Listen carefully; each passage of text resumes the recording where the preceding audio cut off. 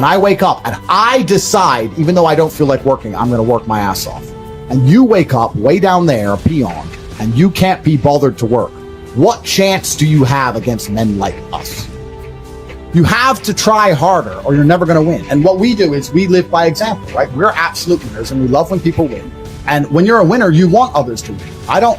There's plenty of room up here at the top, Joe. There's plenty of room. Yep. You need to look at our lives and be inspired by it. If you're looking at our lives and trying to find some stupid excuse why our life is bad, like seeing us surrounded by beauty queens on a yacht in Cannes and then going, well, they're misogynist or they must have paid them. I don't pay women. It is possible to be happy and have a wonderful life and have everything, and there isn't something missing. You need to affirm to the universe, gentlemen. You need to wake up every day and you need to talk to the universe as if it was Alexa or Siri. You need to say, I want to see how good life can get. I've been saying this all the time, and I thought that my life was already perfect 2 or 3 years ago, and still it keeps getting better. Oh, yeah. My life keeps getting better. Now, life isn't a straight line, right? I didn't get to the top in a straight line. I had bumps, bruises, I had setbacks. Yeah, I got cut up, I got stabbed. I had a lot of problems. But here I am at the top. Life's not a straight line. But every single day I say, I want to see how good life can get. And God keeps providing. He keeps making me richer. I retain my wealth. I retain my health. I make better friends. I have amazing relationships. I have love in my life. Everything goes well for me all of the time. I can't explain in human words how fantastic my life is. I wouldn't change a thing. And that's because I affirm it. You have to believe that perfection is possible. You can live the perfect life. You can live the absolute dream life. But your dream life ain't going to happen if you're fucking broke. You need money plus a bunch of other things. Dreaming isn't enough. Yeah, but money's a good place to start. Yeah. So you need to be living the high life, John. The high life exists. Me and Tristan are up here. We're waiting for some of you cats to get up here with us. Brutal determination and consistency is nearly impossible to beat. Same with fighting. I knew people who weren't that talented, but they were just at the gym every day. They just ran further, they just trained harder, and they ended up being world champions. That's how it is. You cannot beat consistency. The person who does what they're supposed to do day after day, regardless of how they feel, is going to be the person who do it. The people who are the most successful in the real world are people who wake up every day and work. If you're the person who wakes up, does work, is fantastic at it, and then takes 3 days off, you're going to lose. They say that hard work beats talent when talent doesn't work hard. It's completely true. You have to be consistent to decide. Are you the kind of person who wants to make a lot of money in this life, life is free? Or you're the kind of person who wants to look back when he's 30 on his 20s or 40 on his 30s and look at that decade and go, what did I do with that decade? Well, I didn't get rich. I didn't travel the world and live like they do in Pay Confidential. What did I do? Well, I had a day off here, a day off there, a bunch of nothing days amalgamated into this decade of nothingness. And you're just wasting your time. If you want to win, you need to be consistent. You don't need to be the smartest. Not at all. And you have to be the guy who's there day after day. I will guarantee you right now, IQ has nothing to do with how successful you are. What is going to determine how successful you're going to be? Are you there every single day? Are you doing what you're supposed to do day after day? God will give you anything you truly want. If you truly want money, and you truly try hard, and you truly listen to us, you are going to have as much money as you can possibly ever deserve.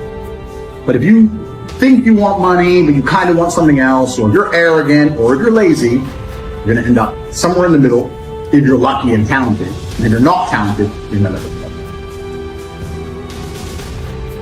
be. We're all lucky. I do believe that if you truly, truly believe something about yourself, other people can detect it, and it kind of is a self-fulfilling prophecy. Like when I was saying earlier about the, hey, are you mad? Are you mad? Are you mad? The self-fulfilling prophecy. If I truly, truly, imagine if I truly, truly, truly believe I could rip your head off with one finger, and I believed it, and you could tell I believed it with every fiber of my being, would you want me to try? If you truly believe you're an exceptional individual, if you truly believe that your life is fantastic, people will start to believe it, and if other people start to believe it, then it comes closer to being true.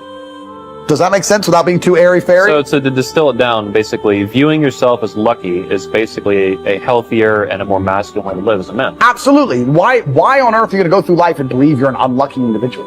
Yeah. I don't see how that can benefit. The number one thing people don't have control of in their lives is their mind. But what's funny about that is, the only thing in life you can truly control is your mind.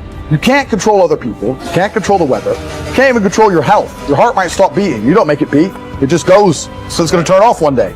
The only thing you can control in your life is what you think in your mind. So if you're going to sit there and go, oh, I'm sad, well, you can change that if you actually try, but you don't. You just accept it, right? So people have lost control of their own minds. And I don't understand why you would allow your own mind to take power from you. Why would you let your own mind convince you you're not a lucky person, or I'm not this, or I'm not confident? Why would you let your own mind sabotage you? Why wouldn't you reprogram your own mind to be on your team? It should be your ally, right? My mind is my ally. You can dump me in a bikini in the fucking Arctic Circle to die. 2 days later, I'm coming to your house, knocking on the door with 3 girlfriends in a Cadillac. I'm not gonna sit there and go, shit, I'm gonna die. I'm gonna be like, okay, Andrew, you're the man. I don't know what the fuck we're gonna do, but you're gonna pull this off. I really believe in that irrational self-confidence to some degree. The world is hyper-competitive. If you're gonna be a man who's gonna sit and say, I'm just sad, you are always gonna lose in competition to men like me. Yeah. And there has to be losers for there to be winners. I am tired of sympathy. Sympathy doesn't work for anybody. I'm not going to sit here and be sympathetic for people who say they're too sad to try hard and be their best. Guess what? Perhaps I was sad every time I did exactly what I was supposed to do and trained anyway. Perhaps I was afraid when I fought anyway. Perhaps I was tired when I worked anyway. This is how you get ahead in life. I don't have a fucking ounce of sympathy for these people who sit here and say, well, I feel this way, so I can't. Then don't do it. Stay down there. The winners are at the top, and the winners at the top don't give a shit about how they feel. We wake up and we perform regardless of how we feel day after day. So if I'm going to ignore my own feelings, I'm certainly not going to take into consideration anybody else's. Yeah. Why am I going to ignore how I feel and make sure I'm constantly performing regardless, flawlessly, and then sit and go, oh, but he doesn't feel good, so he's allowed to fuck up? No, you are not. You're not allowed to fuck up to your ancestors or to God or to yourself. You have to perform. This is what being a man is about. The baseline of masculinity is doing things you don't feel like doing. I can't comment on being a woman because I'm not one. But the baseline of masculinity as a whole is the thing that makes a good man a man is that he does what he doesn't want to do. He doesn't want to work and he works anyway. He doesn't want to go to war and he fights anyway. He doesn't want to get up, he gets up anyway. That's the whole point of it. We didn't want to die in the Titanic. Guess what happened? We died in the Titanic. You can't sit there as a man and say you don't feel like it. You're not allowed to not feel like it. You're supposed to do it anyway, regardless. Yeah. So when a man sits there and says, oh, but you don't understand, I'm struggling with motivation. If you are struggling with the motivation to be a winner, then stay a loser. No problem. Stay a loser. Don't care. Because in my circle, there's no losers around me. Your energy is disgusting. I find it revolting. I don't like weakness around me, even near me. Even people coming up saying hello to me. If you're depressed, don't even shake my hand. I do not have time for losers on any regard. Winners only. Men who have mental health issues, I wish them the best in the world. Okay, but when they come to me and say, and I get this all the time, Andrew, I have this problem, I'm depressed and I can't go to the gym. I say, no, I disagree. You're depressed because you don't go to the gym. If you go to the gym, you might start to feel better, right? I'm saying you can't sit as a man and afford the luxury of saying, I have a mental health issue today, I'm sad today, I'm stressed today, I'm emotional today, I can't work. Because you will lose against the men who don't do that. As a man, it's player versus player. It's ultimately competitive. And as a man, you have to outcompete the other men who are prepared to get up and do it anyway. That's how it works. There's no such thing as saying, I'm sad, I need 2 weeks off. Not as a man if you want to be important. If you want to be important as a man, you have shit to do. You have duties. This is how it exists. This is how it's always been. If I feel sad, it does not change how I act, and it does not change the things I do. If I don't feel like going to the gym, I go to the gym. If I don't feel like working, I will still work. I lived in a world for 15 years where I didn't feel like fighting because my nose was broken, but I had to fight anyway. Mm-hmm. So a lot of these people come to me and they say, oh, but I feel this way.